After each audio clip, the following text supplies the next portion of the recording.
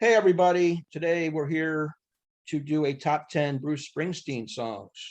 Got my buddy Gary here from Physical Format Rock and Roll. He has a great channel. Sub him if you haven't already. I'm sure you're aware of his channel. If not, hit him up. He's more of a heavy metal guy. He's well-rounded as far as I'm concerned, but he is a Bruce Springsteen fan. He approached me with this and said, let's do Bruce. I said, hey, baby, I'm in. So here we are today. We're going to do a little Bruce Springsteen top 10 songs. And Gary and I have developed a pretty good rapport in a short amount of time. He's always busting me on my Eagles hat. And yeah, I wore this for you. Tonight's draft night, by the way, so I'm not even watching. So yeah, I got a recording. So it's a good move. Anyway, we're going to do Bruce Springsteen, superstar, legend in rock and roll, pure Americana. I've been a fan since the early days, I'd say mid 70s, 74, 75. Didn't get a ticket until 92 on the Lucky Town tour because of where I live. And it's just a hard ticket to get. So I finally lucked out. I've seen him 6 times in total. Glad I did. Phenomenal performer. His concerts are electrifying and just full of excitement. You don't know till you've been there, but the place rocks and it's unforgettable.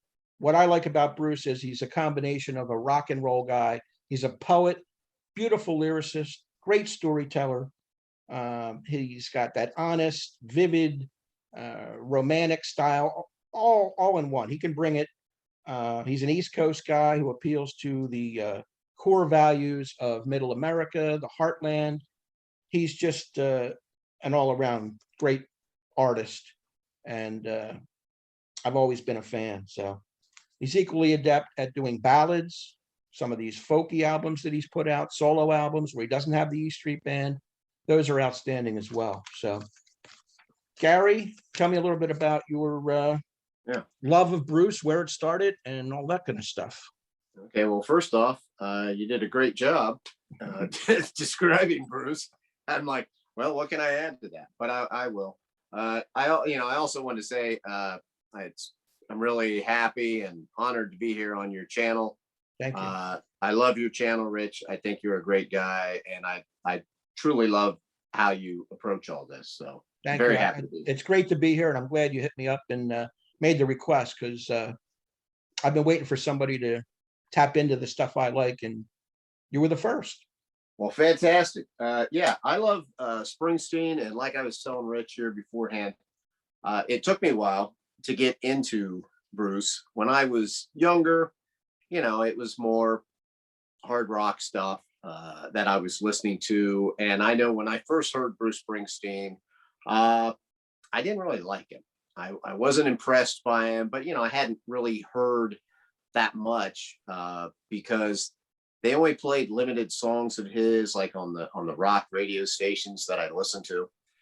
I was saying beforehand how, like, on MTV they used to have the Rosalita video, a live video, and I used to hate that. I just felt like it went on and didn't do anything. I never used to be a fan of any kind of band that had like horns in it type thing, which, I mean, he's not like he's got saxophone in there. Right.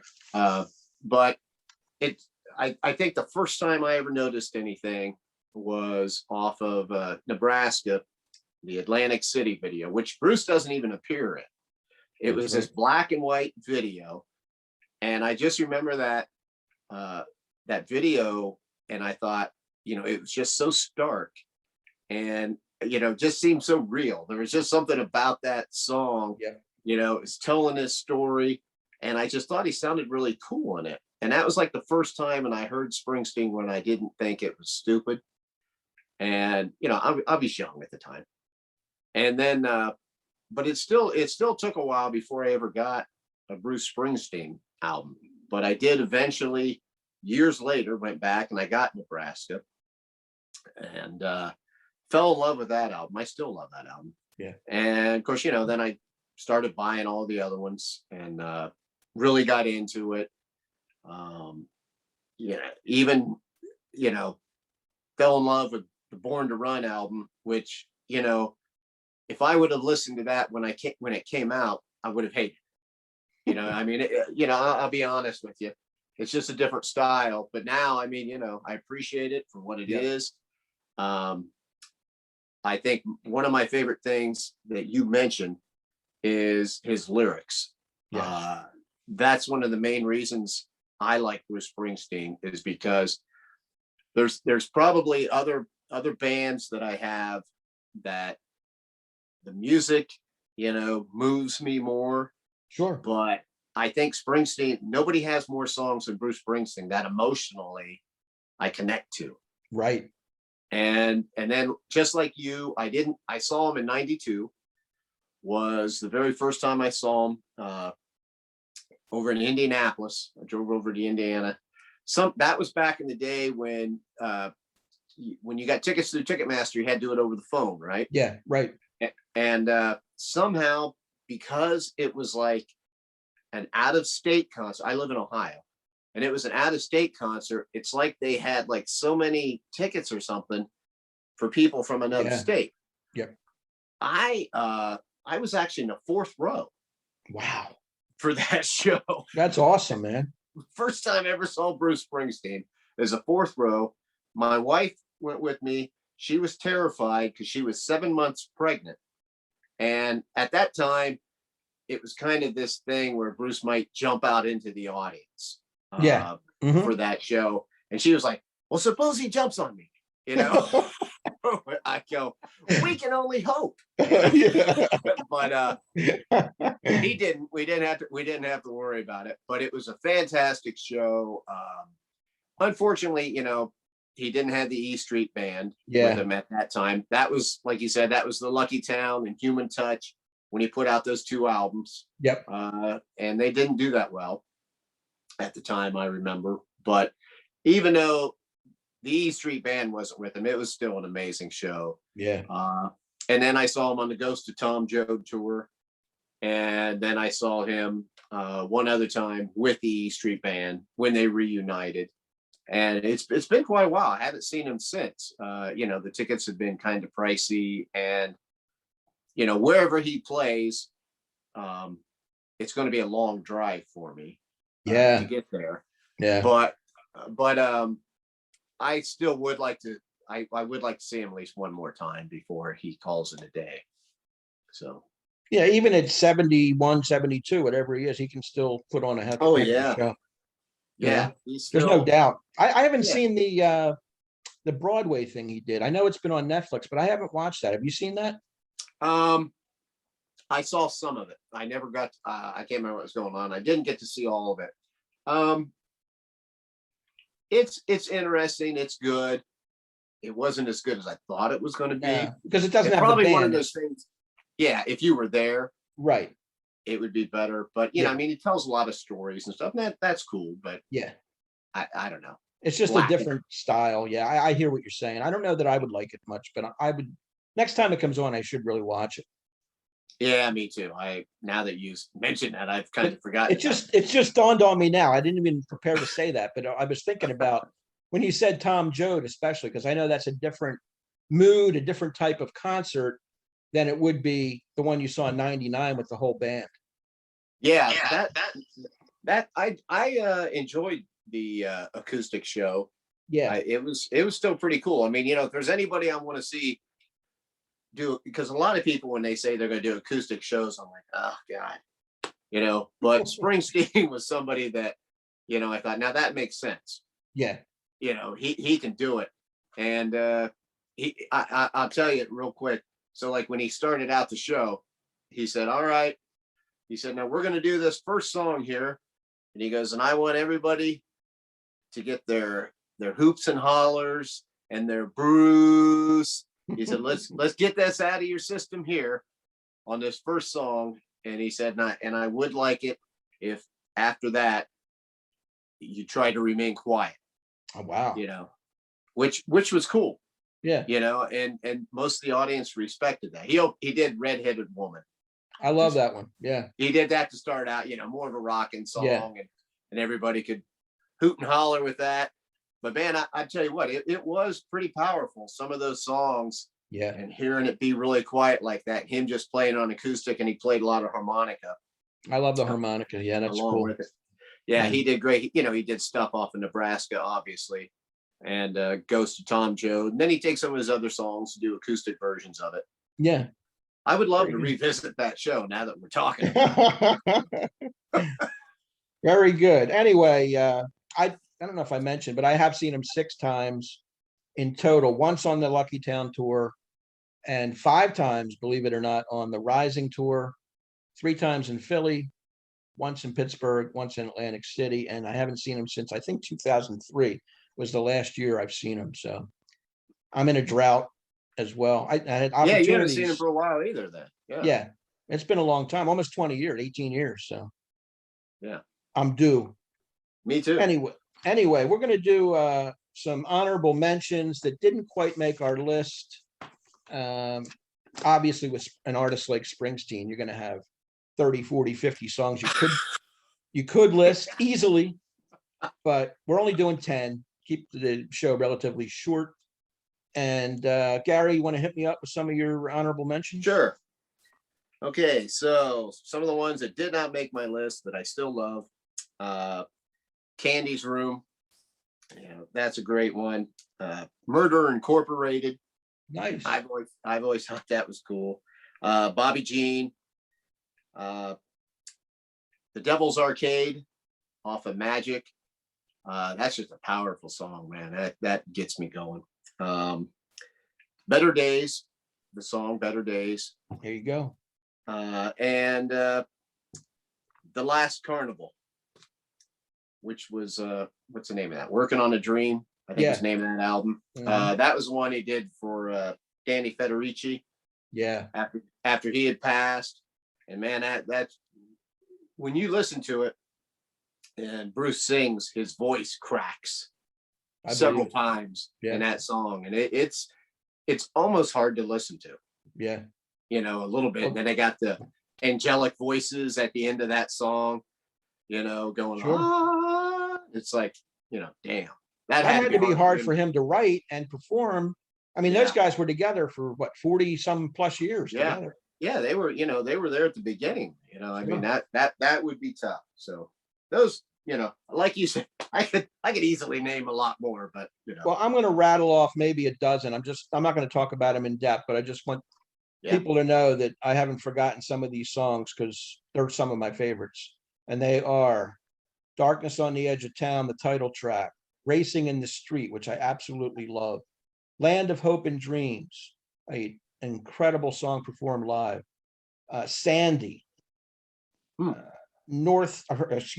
York City Serenade, which is this really drawn out, beautifully written operatic kind of song by Bruce, Brilliant Disguise from Tunnel of Love, Rosalita and Kitty's Back from his second album. That they both showcase the whole band. They're fantastic songs. Backstreets, Point Blank, Stolen Car, Fade Away, all from the river. Atlantic City and Johnny 99 from Nebraska, love them. Out in the Street, If I Should Fall Behind, beautiful love song. Human Touch, I really like that song. And I'm going to say every song on Born in the USA because I didn't include any in my top 10. But I like the whole album. I love the album, but I didn't want to single out any song because I have 10 that I like better. So that's where I'm at. Yeah, you know, I don't know how you approached it. It was kind of like, you know, I wanted to try to name some for some different albums, you know, a little bit too, but I didn't want to just name them all from like 2 records or something like that. I loved every song you just mentioned. And when you just said Backstreets, I'm like, oh, I didn't even think of that one. Yeah. Well, I'm top heavy on a couple of albums, so I wanted to throw that one in there. I didn't spread it out as much as I should. I think I have 5 albums within the top 10 covered somewhere, but majority of them are from 2 albums. Yeah, I got some. I got repeats too. Now that I'm looking at them, but I kind of feel like my, you know, well, we'll get into it when we do it. Yeah, let's get into it. Anyway, I just want to say that again, to sum up Springsteen, he is about the common man, the everyday Joe, the blue collar worker, the guys that work in the factories, the refineries, the farmers, the truckers, the cops, the fabric of this country. Those are people that he appeals to, and he's writing about in his songs. The underdogs, people trying to get ahead, reach the promised land, that type of thing. And it comes through in his song, the people that are struggling and desiring and yearning for something better in life. And that's important to me, that he stays consistent all the way through his career writing about that stuff. And that's part of the appeal of Bruce Springsteen. I agree. So we're going to hit it now. We've had our little preamble, and Gary, number 10, please. Okay, so this might be a little bit of a surprise being a top 10, but girls in their summer clothes. Wow, look at you. I like it. Magic. Yeah. There's something about, I love the sound of that. It has a 60s sound to it, like almost like the sound of it sounds like a girl group from the 60s kind of thing musically. I mean, he doesn't sound that way, obviously, but he's also using the voice he kind of uses in that song reminds me of earlier Bruce Springsteen, you know, the lower voice, like the darkness on the edge of town voice. And you know, and I don't know, I'm just guessing, but to me, the song seems like he's talking about, you know, the girls in their summer clothes pass me by. It's kind of like, you know, and some of the other lyrics in it, it makes me think like he's talking about life kind of passing him by. He's getting older. I got you. You know, you maybe haven't made all the right choices, but you're still going at it. You're still trying to do this and that. You're still trying to make it in life. But, you know how it is, like, you know, girls in their summer clothes, the young girls, they're young now. You know, you were young once. You're not now. They pass you by. They don't pay. They don't even give you the time of day anymore, right? No, right. And that's, to me, that's, you know, because Bruce does that a lot in his songs. He's you know, he uses allegories and stuff. And to me, that's what that song represents. And I just love it. I love everything about that song. Great one. Awesome. Have you seen that performed in concert? Or that came No, I have later? not. That came later. That's right. Yeah. That's a good choice. My number 10 is one that you mentioned in your honorable mentions, and that's Better Days. I threw that in there because every time I hear it, I say, man, this is one of his best songs, even though it's off of Lucky Town, which is not an incredible album, but I love the song. It's about the sort of he's still reeling from his failed marriage to the first wife. And he's getting another chance, a second chance at happiness, and the optimism that goes with that. These are better days with a girl like you, he says in the lyrics. And I just want to read a little bit from this book. Just want to show the book, Bruce Springsteen Songs, and it's a bunch of lyrics. And where is it at?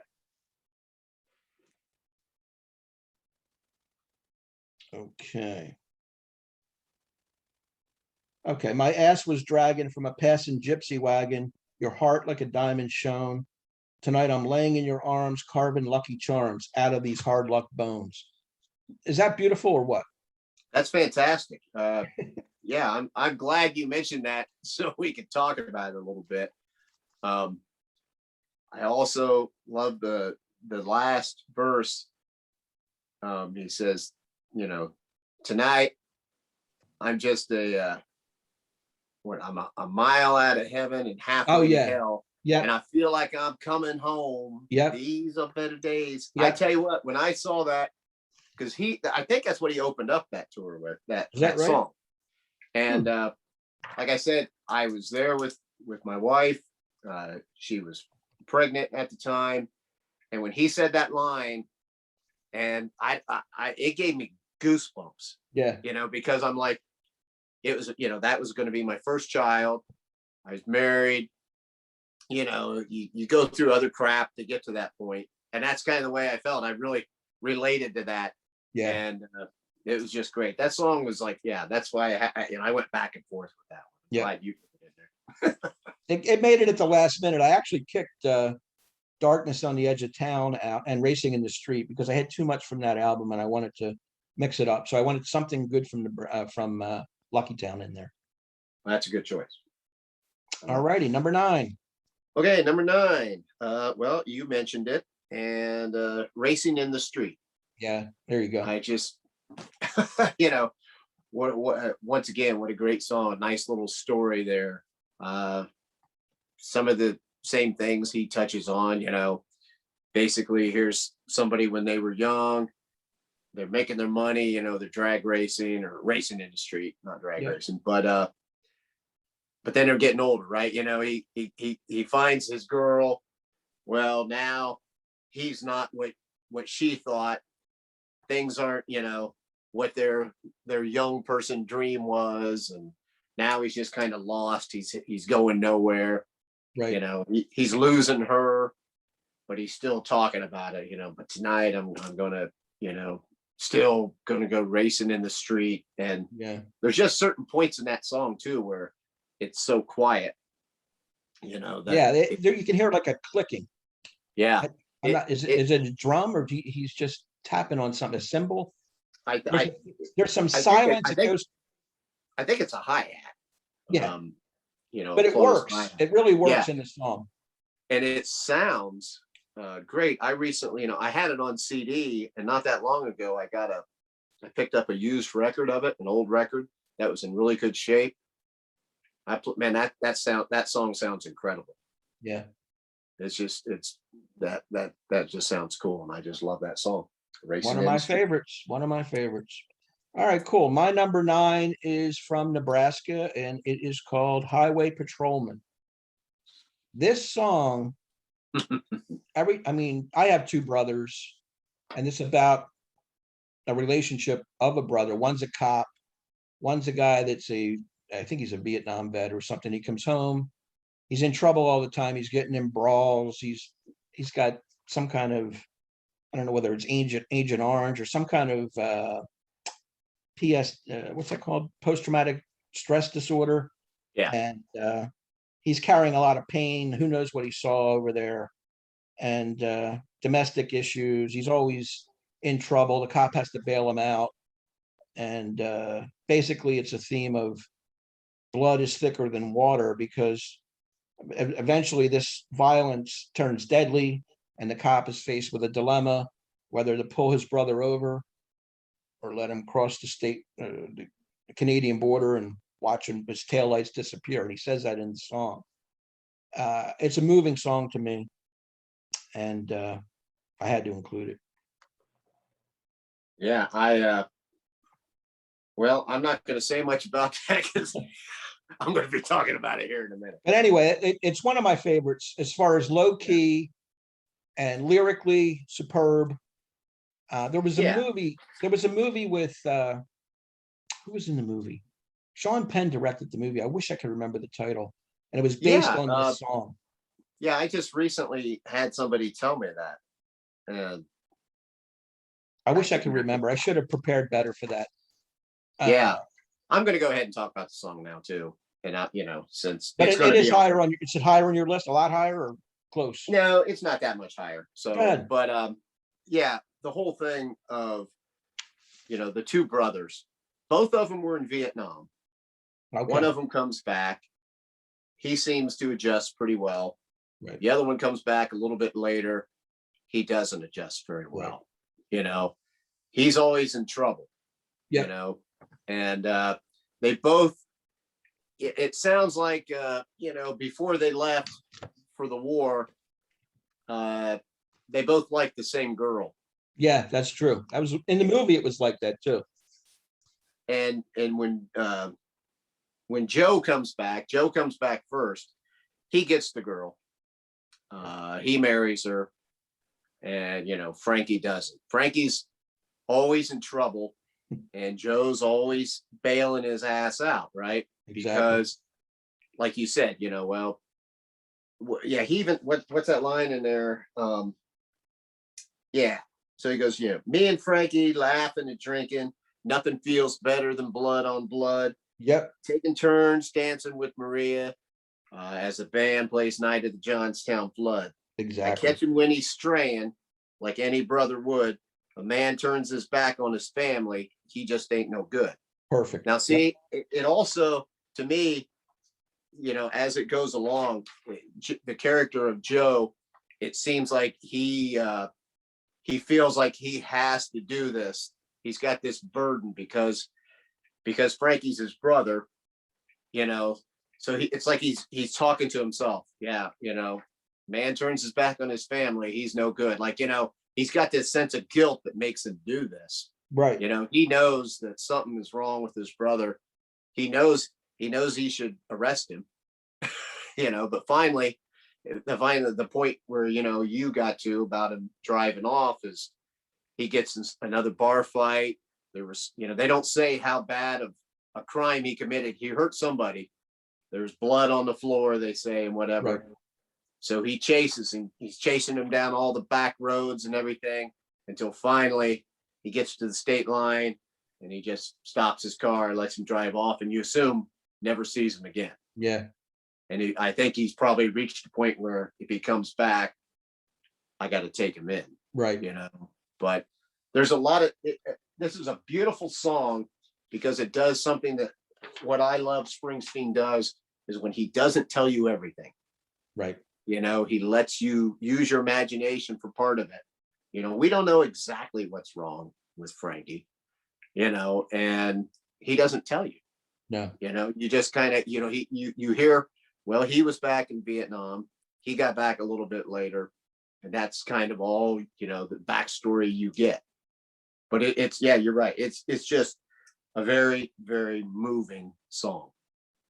But I can't remember the movie, and I'm kicking myself. It was Viggo Mortensen and David Morse were the two actors. I know that, but I know that Josh had just told me what it was not that long, so I'll have to hit him up.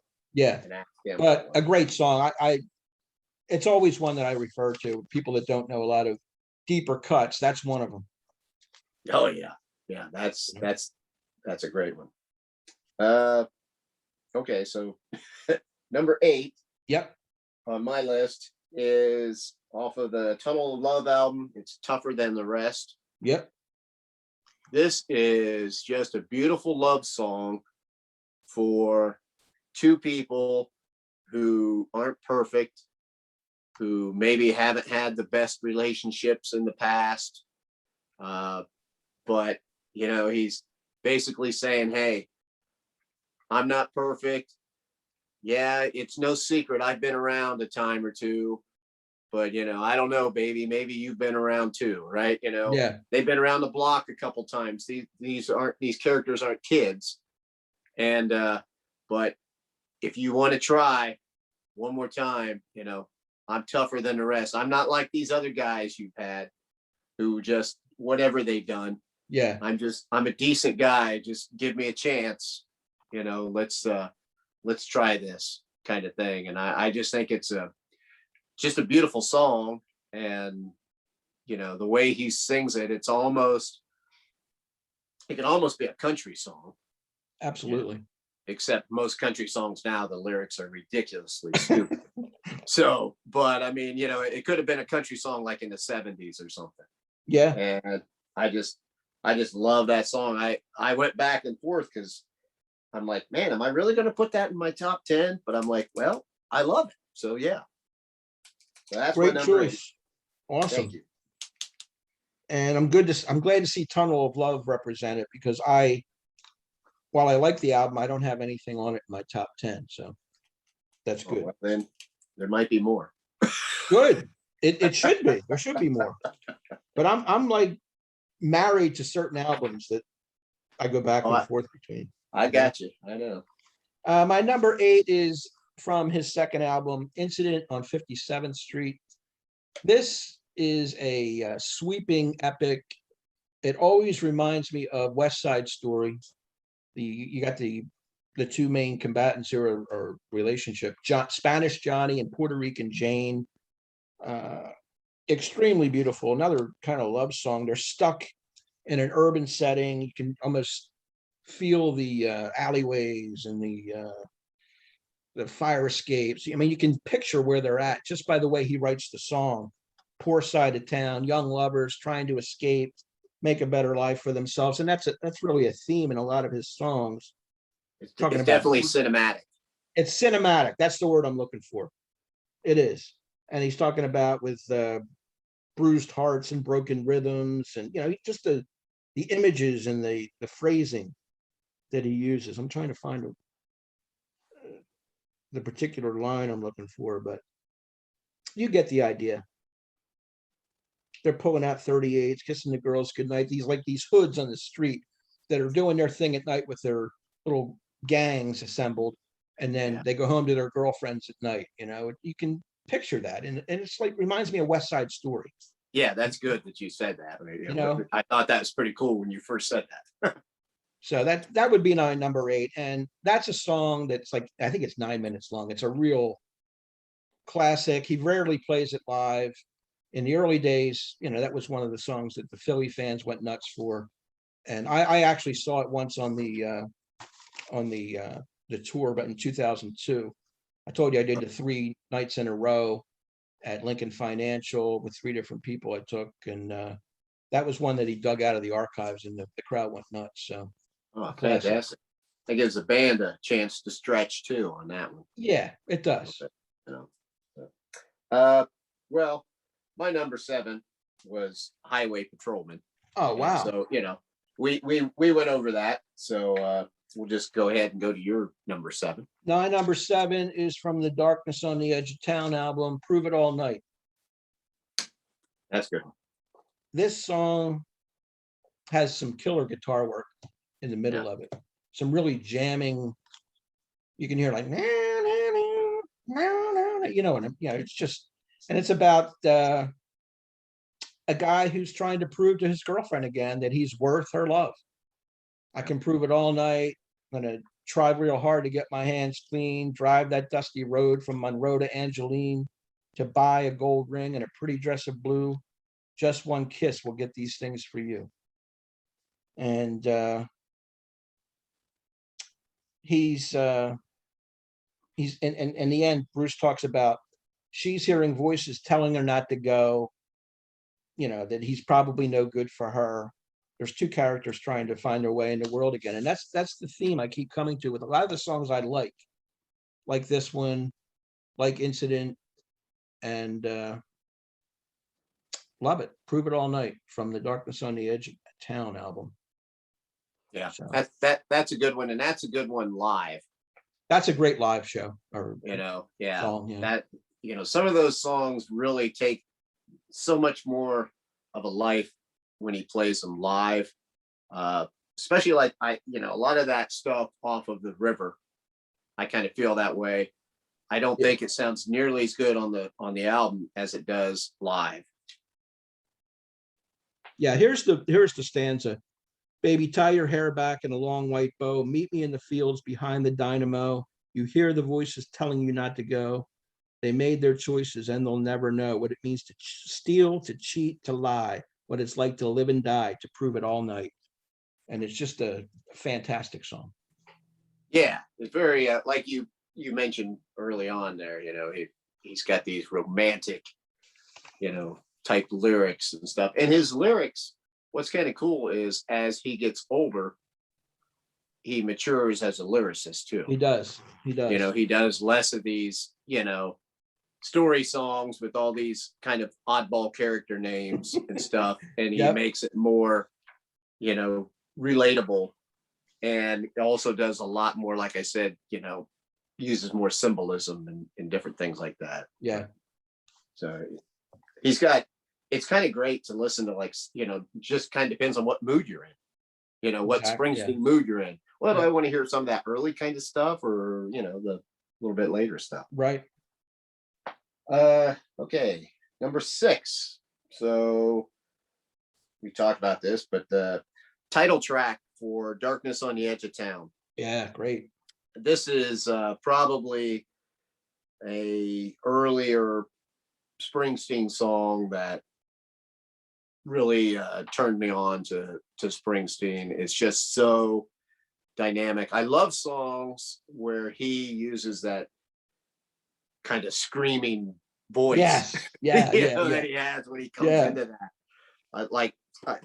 I'm gonna do like what you've done here and recite some of this. Go Said, ahead. when some folks are born into a good life and other folks get it anyway, anyhow. Well, now I lost my money and I lost my wife, and them things don't seem to matter much to me now. Tonight I'll be on that hill because I can't stop. I'll be on that hill with everything I've got. Yep. With lives on the line where dreams are found and lost, I'll be there on time and I'll pay the cost for wanting things that can only be found in the darkness on the edge of town. That is fantastic songwriting. Absolutely. Yeah, brilliant. that's, this is probably one of the few artists where we would be reciting so many of these lines, but when he hits that part there, man, you can't help but go, yeah. For a while, that was one of my favorite Springsteen songs of all time, and it's waned a bit, but I still love it. It was in my honorable mentions, but I absolutely love that song. And that stanza you just read is awesome. Yeah, and that's another one too, where as good as that thing is on record, when he does that live, yeah, you're going to get goosebumps. Absolutely, you might even shed a tear, man. It's awesome. Yeah. Oh yeah, he's definitely got songs that can make you cry. That's for sure. Yeah, cool. My number 6 is the title track from The River, and awesome. This is just a beautiful song. Again, working class people, the bad economy. There's not much work. The girlfriend's pregnant. He paints this picture of real bleak circumstances, and yet it's optimistic. They go down to the river. It's like a metaphor for hope and optimism in a way. And I like this line also. For my 19th birthday, I got a union card and a wedding coat. It's like, that's the truth, man. A lot of people get themselves in these circumstances at a young age, and it's hard work to get out of it, and a lot of commitment and a lot of struggles just to have a normal life after that. You bury yourself early. It's tough. And very relatable, very, very relatable to the common man. It is. It's it's so many people, he's kind of living the life while he's in, a senior in high school or whatever. He's got this girl, he's got a good looking girl whose body is tanned and wet down by the reservoir. That's right. He thinks of that. He's, having sex with her. Everything is great, and then all of a sudden, now she's pregnant. Maybe all these ideas that I had that I was going to do after I got out of high school. Well, like you said, now I got a union card. I got a wedding coat. Yeah. Said those memories come back to haunt me. They haunt me just like a curse. Yep. That's a great one, and just, and at night we go down to the river, and he's, the river, it is, it's definitely a metaphor. And, but it's like, later on, he's like still going down to the river to try to bring that back. Yeah. Try to bring those feelings back because they're not feeling that way anymore. But we're going to go down here. Maybe I could feel like I did, when I was 18 or whatever. Yeah. And he also, he matter-of-factly states, I got married pregnant, and man, that was all she wrote. So he knows, he knows that times are going to be tough. He's in pretty deep. And I like the line here, is a dream a lie if it doesn't come true, or is it something worse that sends me back to the river? It's brilliant. Yeah. Couldn't leave it off. That, I don't know how, that used to be one of my favorite songs of his, but I don't know, I guess maybe I heard it so much or something, it kind of slipped down my list a little bit. But that's it's undeniably great. It's like Darkness on the Edge of Town with me. Maybe I played it to death and it just lost a little bit of its appeal, but every time I hear it, I love it. Yeah. Same thing. Okay. Top 5. We're on the top 5. Number 5. Well, you'll like this because you mentioned the song in your honorable mentions, and it's off of Tunnel Love, and that's Brilliant Disguise. Yeah. This just goes to show you what you can do with a pop song, Yeah. because that's not real, that's more of a pop song, the way it sounds and everything. And he had a hit with it, but it's got amazing lyrics to it. Yeah, it And does. the whole thing of, are you seeing the real me? Am I seeing the real you? Or are we just showing each other what Exactly. we want the other person to see? Yeah. Is I, that you, baby? Or is that just a brilliant disguise? I know. It's Great. fantastic. So here's what I got out of this. And here's a line I've always loved out of this. He said, well, I've tried so hard, baby, but I just can't see what a woman like you is doing with me.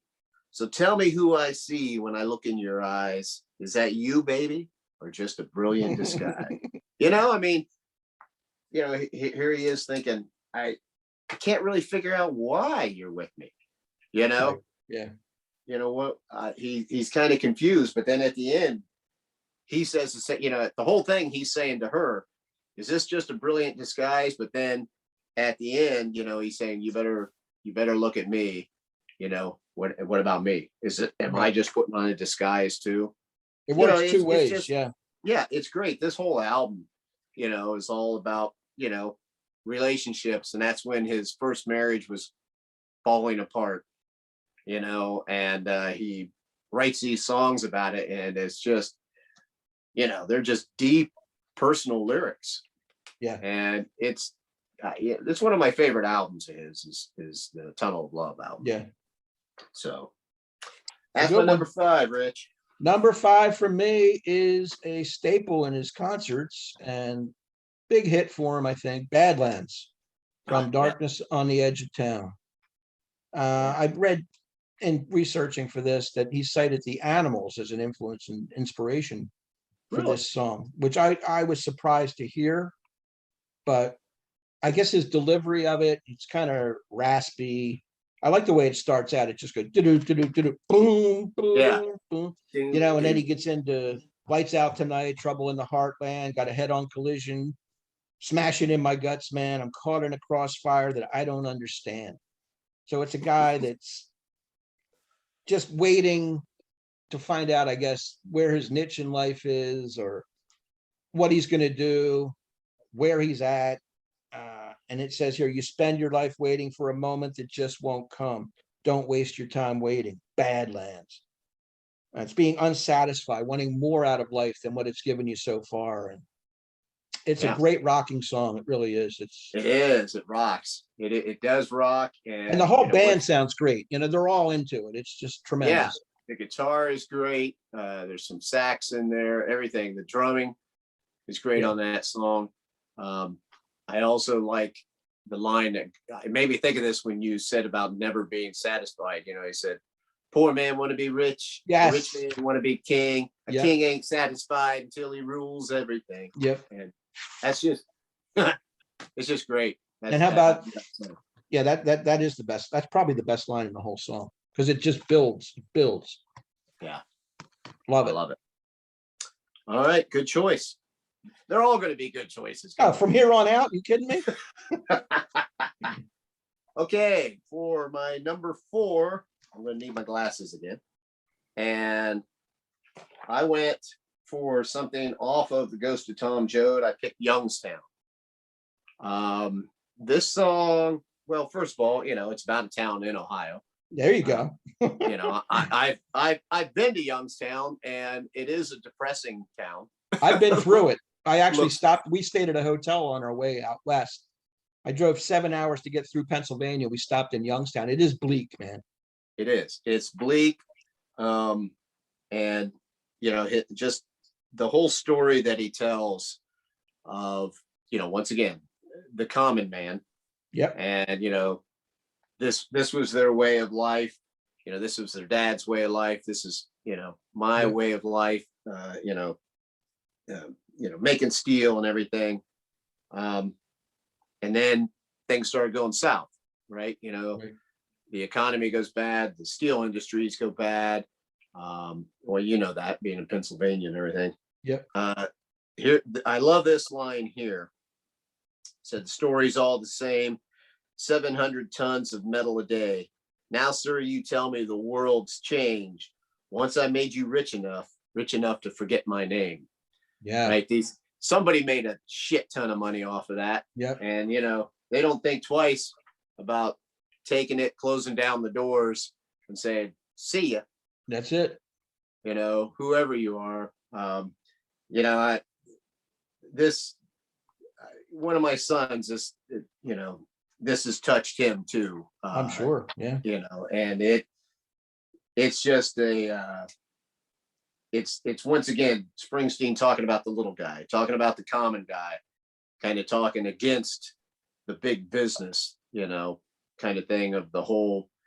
Well, I mean, I didn't mention anything on my list off of that, but like his Wrecking Ball album, he does quite a bit of that. And this falls in line of, like when you think of the Wall Street people and, everybody giving themselves raises.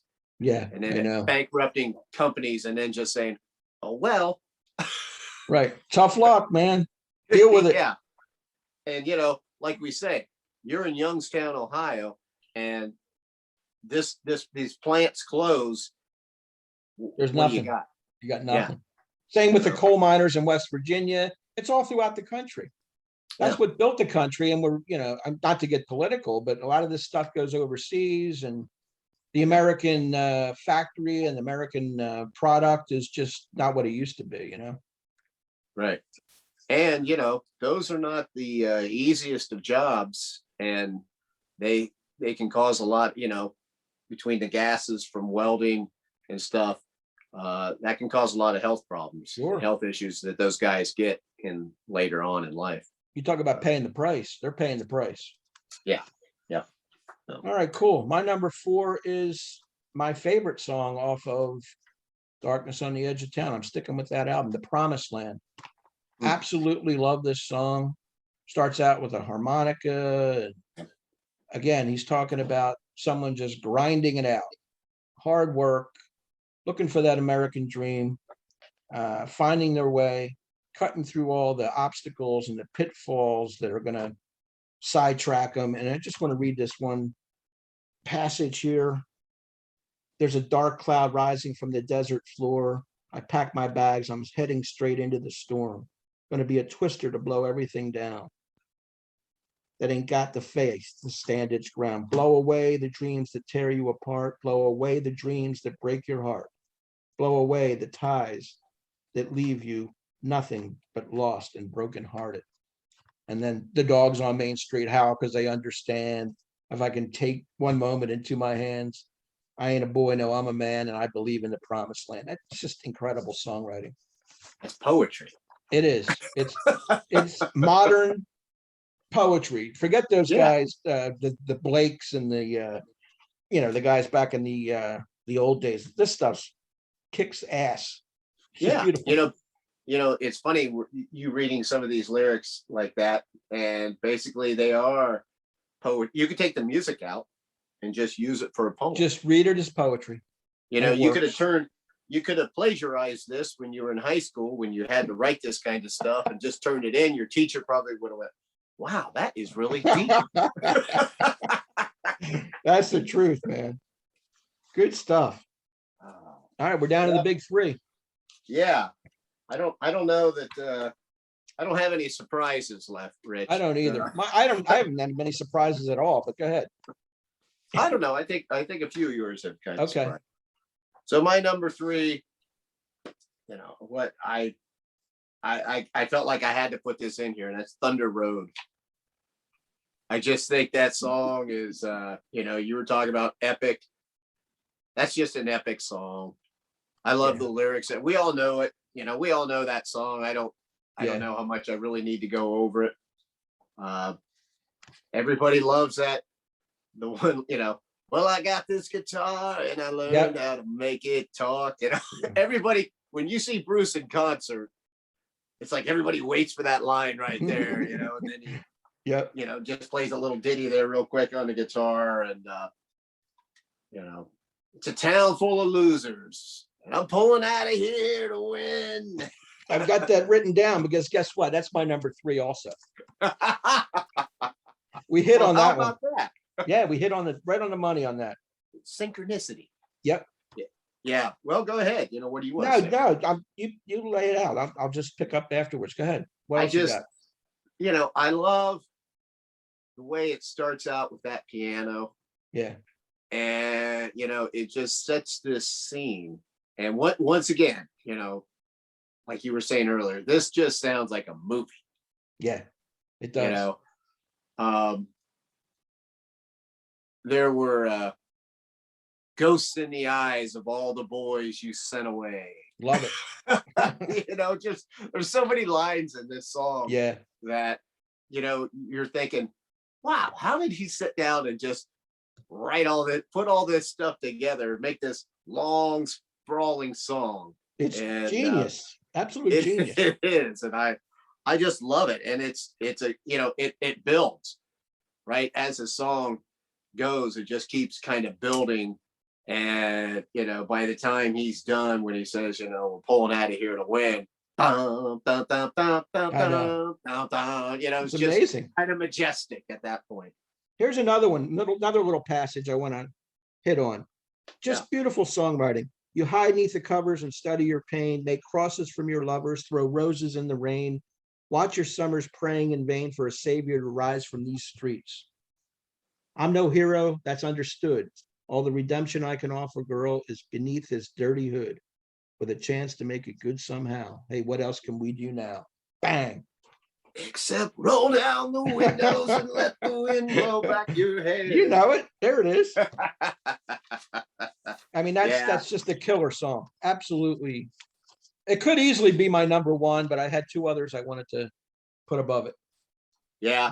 It's that good. That's another one of those songs that I went back and once I started buying the older Bruce Springsteen albums, and I'm like, man, how did I not like this guy before? It's mature. It comes with maturity. Back then, I think so. Yeah. Not many 14, 15-year-old kids that are getting into music are going to like that. No, it has to grow on you. When you're 30, 40, 50 years old, man, that stuff hits home. Yeah. Yeah. It took me a while before I got into it. Yeah. I don't know. It's almost like you got to live a little bit. Yeah. The thing that amazes me, though, is he wrote a lot of these songs when he was in his early 20s. I know. I mean, how does he have the life experience and stuff to put that down on paper? And what's crazy is he's never worked in a factory. No. Or anything like all he done is play the guitar and sing. That's it. Yeah. But yet he somehow understands these feelings that people have, and the observation hope that they have, or the hopelessness, and it's just, he's a lyrical genius for sure. Yep. Cool. Well, we hit that right on the nail on the head at number 3. So number 2 is yours. All right. Well, number 2 is another one. This is like I feel like this is a song that people who only know a handful of Springsteen songs would pick, but I can't help it. Born in the USA. Okay, good. That's just one of those songs where lyrically, that song just gets to you, telling the whole story of the Vietnam vet and everything that he goes through. He's always on the edge. He's just ready to fall off, can't seem to get a job. When he does, it's gone. He's one step away from the penitentiary. You know what I mean? It's like you don't know which way the guy's going to go. The first kick I took is when I hit the ground. Yeah. You end up like a dog that's been beat too much. I know. You spend half your life just to covering up. Yeah. It's like, damn. But yet, and you can look at it.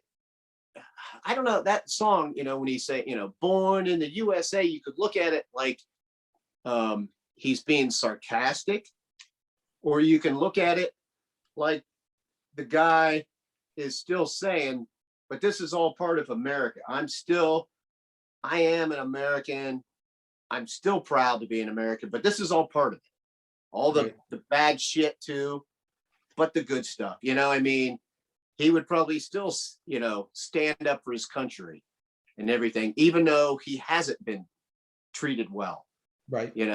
I mean, people now, younger people now probably can't relate as much to the fact that, like, veterans now are, normally, heralded, and, people always say good things about them, and they, praise them and stuff. Now, when those kids came back from Vietnam, they didn't get that. No. For one thing, everybody hated that war. Right. For the most part. So, and they heard bad things that were going on over there and stuff. Yeah. And so, like, they didn't necessarily get the hero's reception, or people didn't put on Facebook, hey, thank you for your service. Exactly. And, all this kind of stuff. They just came back, and it's like, okay, well, now we got to adjust. We got to get a job. And we were just in this disorganized world, and nobody's going to really help us. Yeah. And just, I don't know, there's so many lines. These last two songs, to be honest with you, I can't really talk about them too much because I will get too emotional. Okay, that's all right. They mean that much to me. Yeah. And my number two and my number one are that way. But it's just, once again, here's somebody who is, I just can't picture anybody else writing that song. No. Those genius lyrics. Yeah. Cool. Born in USA. Number two. My number two is another Born song, but it's Born to Run. Yeah. Another classic, iconic song, probably his most famous song. And again, I love the imagery in this. Sprung from cages on Highway 9. The amusement park rises bold and stark. Kids are huddled on the beach in a mist. You can just picture what he's talking about. Definitely an East Coast feel there. It is. If you've ever been to the shore, I go every year, and it's just, you can visualize it. When you're driving in, you see that amusement park. It rises bold and stark. You get to the boardwalk. Kids are huddled on the beach in the mist. I mean, it's just beautiful songwriting. Baby, this town that rips the bones from your back. It's a death trap. It's a suicide rap. We got to get out while we're young.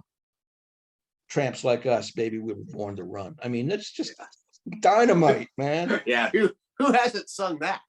Dynamite song. Yeah. So that's it. Everybody knows that song, and it had to show up on my list because I'd feel bad if it didn't. So there to go. Yeah, that was one of the, I went back and forth with that so much, and I'm like, well, I've already got Born in the USA. Yeah. In here. Do I put Born to Run? And I thought, well, I don't know. I've got Thunder Road, and to me, those songs are kind of similar. And so I went with that. But yeah, of course, I love Born to Run. Yeah. That's a beautiful song. I want to hear your number one. So my number one is My Hometown. Oh yeah, that's an emotional song. It is. Just for a lot of reasons. It describes so many towns in America. It describes so many smaller towns, which I live in. And, I have watched this town change since, the 70s when I was a kid. Yep. And he talks about how, nobody wants to come downtown anymore. That's something that's changed. It used to be like when I was a kid, the whole square, we have a square there, and everything was downtown. All the stores were down there and everything, and people would shop there and everything. There were stores, there were bars and everything. Well, then your box stores start moving in, and they're on the outskirts of town, and it ends up closing all these mom and pop stores down. Yeah. And things are getting revitalized finally, in the square of my town and a bit, but it's really hard, to do. And, you know, the whole thing of like, you know, neither one of I have two sons, neither one of them live in this town, because there's not a whole lot here for them, Yeah. you know, and I knew that, you know, when I listened to that song when they were just babies, you know, Yeah. I'm like, yeah, they're never going to stay here. You know, they're not, you know, they're going to be somewhere, hopefully not too far. One Yeah. son still lives in the state. Another one right now lives in California. Wow. So, you know, there's that aspect. There's the whole father and son aspect. You know, he talks Yeah. about, you know, when he was a little kid, his, you know, his dad set him on the lap, driving a Buick downtown. You know, he says, son, this is your hometown. That's right. You know, and then at the end there, even though he, you know, he's talking to his wife, they're talking about, well, talking about getting out of here because the, you know, the factory's closing down. There's no job. We had a big factory in this town too. Yeah. That closed down and a lot of people lost jobs. But, you know, anyway, he's talking about his wife. They're talking about getting out. But then the next line, he takes his son, puts his son in his lap. He says, this, you know, take a look around. This is your hometown. Right. Even though he, you know, this is your hometown, but it's not the same hometown as when I was a kid. Right. Yeah, that's it's a decaying town now. Yeah. And you know, you might be going somewhere else, but this will always be your hometown. Yeah. So there's and that refers to hometowns all over the United States. Yes. Yeah. But when somebody like you who grew up in a smaller town, you can it really hits home. Yeah, it's there, you know, there's just so much going on in that song. There's no wasted spaces. No. Or lines in there, you know. Then he you know, he throws in the part about the civil unrest, yes, during the 60s and stuff, which, you know, I'm too young, you know, I was just a little kid when that was going on, but you know, I mean, I'm sure there was stuff like that in here. I mean, sure. You know, different things. I mean, that was a nationwide, you know, yeah, kind of, you know, movement and everything, which is still going on today. I mean, absolutely. you know, what goes around comes around. Yeah. Anyway, I'm going to hit my number one, and that is what I consider his masterpiece, and that's Jungle Land from the Born to Run album. Yeah. Just a musically superb, another operatic, cinematic is the word you used, and it's true. Lyrically, it's pure poetry. Classic storytelling about the magic rat and the barefoot girl. Guitars explode just like switchblades. Another one that could be aligned a little bit with West Side Story, where these characters are out there living in the streets and dying slow deaths. The hungry and the hunted. They wind up wounded and not even dead tonight in Jungle Land. So it's better to die a hero than to end up wounded.